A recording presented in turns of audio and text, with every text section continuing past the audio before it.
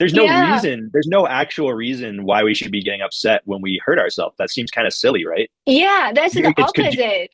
it's the opposite of what you really would think you'd need in that moment. And it's very interesting. This is just this like That's collective so behavior that we've all been repeating. interesting. It's so interesting because you cut yourself unintentionally. Say if a kid does something unintentionally, but they hurt themselves, we will immediately want to love them and say it's okay. That is not do it again.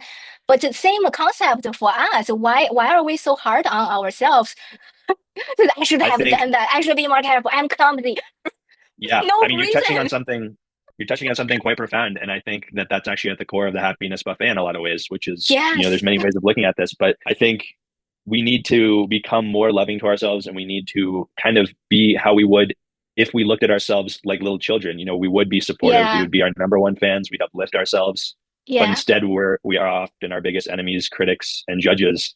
And Yeah. so I think this is an interesting angle, actually.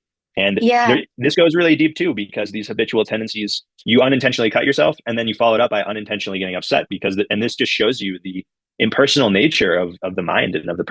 personality. These are Yeah.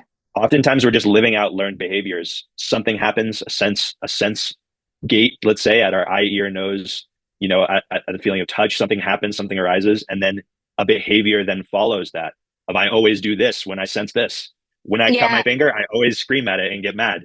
Yeah. That's not something that you're intentionally doing. This is a learned behavior over the course of a lifetime. And just Yeah. as easily as it was learned, it can also be unwound and changed